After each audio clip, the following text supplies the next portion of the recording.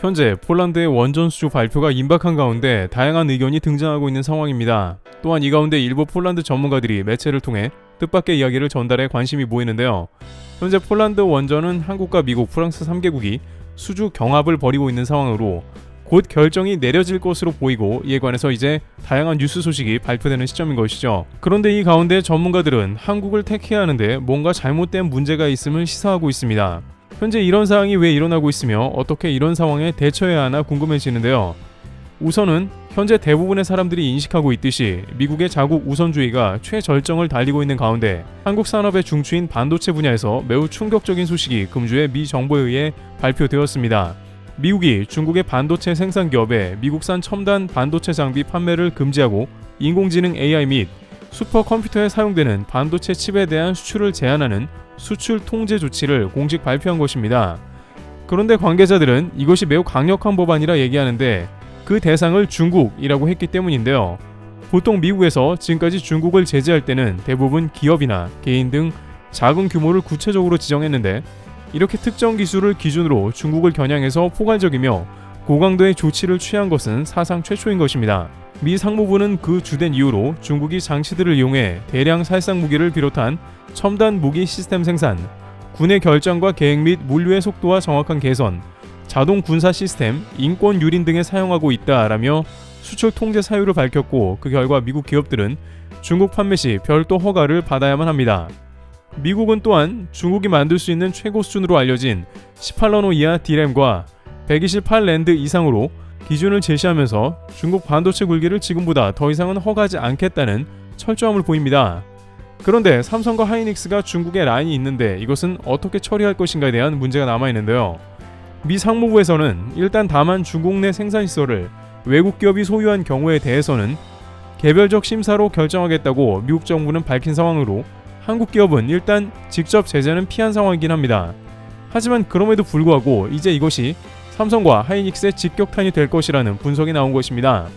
관계자들은 대부분의 수출 통제는 이처럼 일단 심사 후 진행하겠다는 방식을 취한다는 것이며, 대부분의 심사에서 거절당하거나 심사 기간이 매우 길어지는 방식으로 진행될 수 있다는 것입니다. 일본도 수출 규제 시에 개별적으로 심사한다고 해놓고 실제로는 심사 기간을 매우 길게 잡아 통제했던 것이죠. 물론 적대적인 수출 통제를 했던 일본과 미국의 한국에 대한 태도는 다소 다를 수도 있겠습니다만, 이는 미국의 의도에 따라서 얼마든지 심사가 강화되는 것을 반복할 수 있다는 것입니다. 이번엔 특히 해외 직접 생산 규칙이 적용되어 미국의 기술만 들어가면 모두 수출을 금지한 사안이 있기에 한국 기업들은 언제든지 미국 정부의 의도에 따라 한순간에 모든 물량이 수출 통제될 가능성도 존재합니다. 한국 반도체에 미국 기술이 특글만큼이라도 안 들어간 분야는 거의 찾기가 어렵습니다.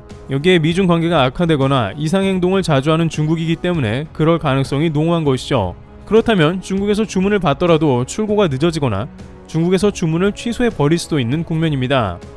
유사시 삼성과 하이닉스의 반도체의 매출이 최대 절반 정도가 사실상 미국에 의해 잘려나간다는 것이죠. 우선 직접 제재 대상에서 제외는 되었다 하더라도 진짜 올 게 왔다는 긴장감이 감돌고 있는 상황입니다. 게다가 미국은 본토에서 대대적인 마이크론 공장 설립에 들어가 대거 보조금을 지원하고 있습니다. 그런데 여기에 미국의 반도체 과학법으로 인한 보조금이 절반 이상 투입될 것으로 예상하는데요. 삼성에는 이 보조금이 확정되지 않은 반면에 마이크론은 미 정부 차원에서 보조금 지급한다는 얘기가 나온 것입니다.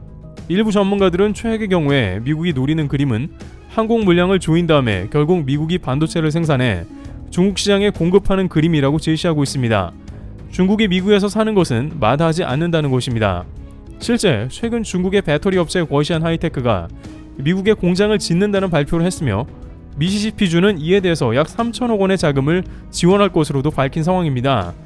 미국 제품을 사주고 미국에 투자하는 것은 중국이라도 상관없다는 미국의 행보인 것입니다. 다만 중국이 반도체 기술을 갖게 할 수는 없으니 완전체만 미국에서 사가라는 뜻이 됩니다. 결국 최종적으로 한국 삼성도 미국과 한국의 라인만 간신히 보존하게 되는 수순인 것이며, 그것도 중국에 판매할 때마다 한국 기업은 심사를 받아야 하는 거북한 장면인 것입니다. 미국의 테슬라나 애플 등은 중국 기업과 제휴해도 별다른 제재가 없는 국면이 지속되는 가운데 결국 IRA를 비롯해 모든 것이 한국의 이득을 대거 가져가려는 움직임으로 보이는 것입니다. 그런데 이러한 상황은 한국의 야심작인 원전 수주에도 적용된다는 의견이 나옵니다. 이것이 폴란드 현지 전문가의 입으로부터 나오면서 한국의 위기감이 감도는 상황인데요. 이제 또 다른 차원에서 폴란드가 한국 원전을 원하지만 미국 때문에 쉽지 않다는 발언이 나왔습니다. 실제로 한국 원전이 최고점을 받았다는데 이게 무슨 상황인지가 당황스러운데요. 우선 원전 업계에서는 지난 5월 미국이 글로벌 원전을 팀 USA로 묶었을 때부터 말이 많았는데, 이것은 미국이 주축이 되어서 한국과 사우디, 폴란드 등을 모두 한 동맹 원전 팀으로 묶는 것입니다. 그러나 이것은 G4 동맹과 마찬가지로 미국이 주도해 결국 한국은 하청 형태가 됨을 우려한 것입니다. 하지만 아무리 팀 USA로 원전이 묶였더라도 수주하는 국가가 한국을 선택하면 상관없어집니다. 아랍에미리트도 한국의 원전을 단독 수주했으며 현재 순항하며 잘 운영 중인 것으로 전해집니다. 따라서 이번 폴란드 원전 역시 한국이 단독으로 수주할 가능성이 없지는 않은 상황인 것이죠. 폴란드가 한수원가 하겠다고 한다면 프랑스와 미국이 고배를 마시며 상황이 종료되는 것입니다. 그런데 이런 상황에 현지 전문가의 뜻밖의 발언이 나오면서 유럽조차 놀라게 되는 상황인데요. 우선 최근 폴란드의 원전 관계자들에 따르면 미국의 웨스팅하우스가 유리한 고지를 점령했다는 것입니다. 그런데 전문가들은 웨스팅하우스가 제시한 AP1000이 마음에 들지 않는다고 말했습니다. 그들은 미국의 AP1000이 과연 최선인가 하는 의문이 있으며 돈을 지출하기 꺼려진다고 합니다. 구체적인 이유는 제시하지 않았으나 기술력에서 최고점을 받지 못한다는 이유를 제시한 것입니다. 그리고 일단 가장 중요한 원인 중 하나는 원전 같은 중요 기간 산업은 유럽 조달이 우선입니다. 따라서 프랑스의 원전이 들어오는 게 우선순위지만 현재 미국이 가장 앞섰다는 소식이 나오자 프랑스에서는 이에 대해 EU 영내 조달이 원칙이지 않냐는 의향을 비추며 곤란함을 전한 것입니다. 프랑스는 원자력 분야에서 다소 다른 핵잠이긴 하지만 호주와 거래했다가 미국의 뒤통수를 맞았는데, 이번에 또 원전 수주에 미국의 패배를 당하면 자존심이 크게 상할 것으로 전해집니다. 게다가 독일의 경우에는 폴란드의 원전 수주 자체를 반대하는 것으로 드러나고 있습니다. 유럽연합의 친환경 정책과 맞지 않으며 폴란드의 원전 도입이 옳은지 재검토하라고 했다는 것입니다. 그런데 놀라운 사실은 폴란드 일부 전문가들은 한국의 원전을 수주하기 원했다는 점입니다.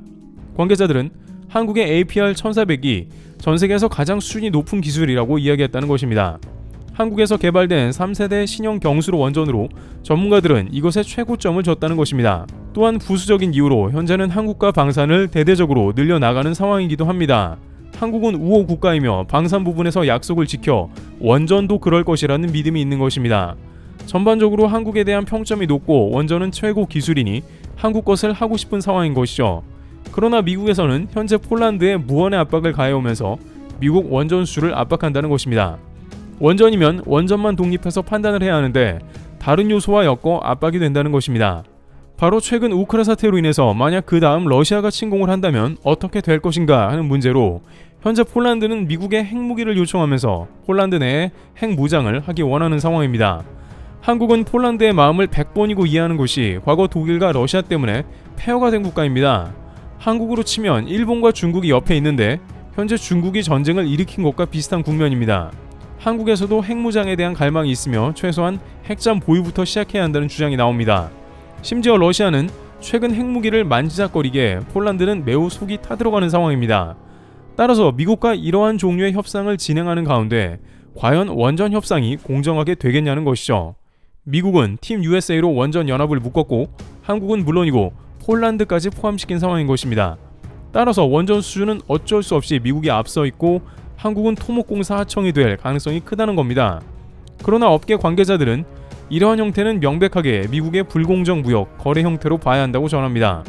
이런 식이면 앞으로 수주에서도 비슷한 형태가 계속 등장할 것이고 수주 전에서도 한국은 밀리게 됩니다.